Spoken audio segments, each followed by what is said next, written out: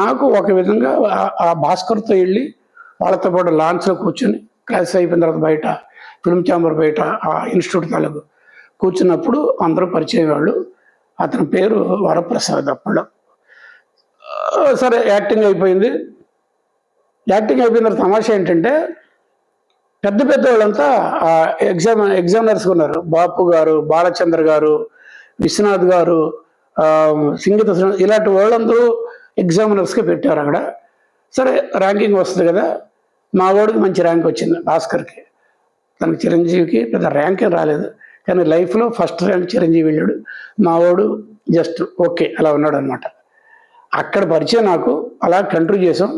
తర్వాత ఏంటంటే నేను ఈ చెప్పిన రిపబ్లిక్ ఆడియన్స్ అని చెప్పాను కదా, ఆంధ్ర క్లబ్ పక్కన ఉండేదని ఫ్యామిలీస్ పర్సన్, నేను పైన ఉండేవాడిని, కింద సుచిత్ర ఉండేదని చెప్పాను కదా. నేను అక్కడి నుంచి షిఫ్ట్ అయ్యి అవతలకి వెళ్ళాను. సేమ్ నేను బయటకు వెళ్ళటము, చిరంజీవి, హరిప్రసాద్ అతను కూడా ఫిల్మ్ ఇన్స్టిట్యూట్లో ఇద్దరు కొలీగ్స్, వీళ్ళందరూ క్లాస్మేట్స్. తర్వాత సుధాకర్, శుభలేఖ సుధాకర్ కాదు, అప్పుడులో తమిళ్లో హీరోగా పెద్ద సూపర్ హిట్ సక్సెస్ అయిన భారతీరాజా గారి సినిమాల్లో హీరో అతను మీకు తెలుసు, కామెడీ సుధాకరు. అతను వీళ్ళు ముగ్గురు కలిసి నేను ఏదైతే రూమ్ నుంచి బయటకు వచ్చానో ఆ రూమ్లో ఉన్నారు. తర్వాత కూడా ఆ రూమ్ని మర్చిపోలేం కదా. అప్పుడప్పుడు పాండే బజార్లో కానీ ఆంధ్ర క్లబ్ది కానీ అలా కలుస్తుండేవాడు. నాకు అప్పటి నుంచి కూడా చిరంజీవి ఆల్రెడీ పరిచయం. చిరంజీవి అప్పటికి అవ్వలేదు నాకు తెలిసి. కొణిదెల వరప్రసాద్ ఇంకా కొంచెం పెద్ద పేరు ఉందన్నమాట.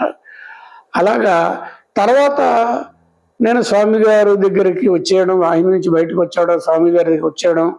అతను అసిస్టెంట్గా చేస్తున్నప్పుడు సచిత్ర వాళ్ళ సినిమా ఏదో కృష్ణ గారి హీరోగా పి సాంబశివరావు గారి డైరెక్షన్ ఉన్నప్పుడు మళ్ళీ ఒక్కసారి ఒక చిన్న ఏదో రోల్కి తను రావడం నాకు లీలగా గుర్తుంది.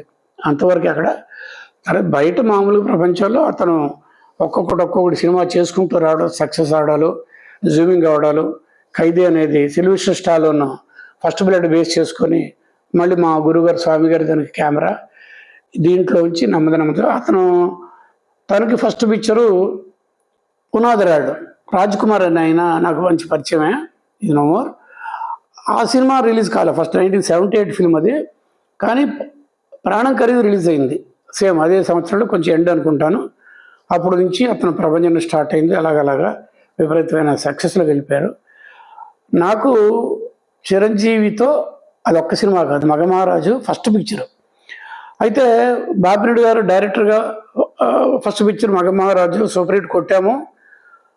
రెండో పిక్చర్ బాపిరెడ్డి గారిది ఉంటుంది, అది నేనే కెమెరామెన్ యూనిట్ అయ్యాం కదా. బాపిరెడ్డి గారు నన్ను కెమెరామెన్గా యాక్సెప్ట్ చేసి నాతో పాటు ఉండాలని అడిగారు కదా. నేను అలాగే ఊహల్లో ఉన్నాను, అది అలా జరగల. మళ్ళీ again man proposes God disposes అన్నట్టుగా నా లైఫ్లో అలాగే ఎక్కువ జరిగాయి.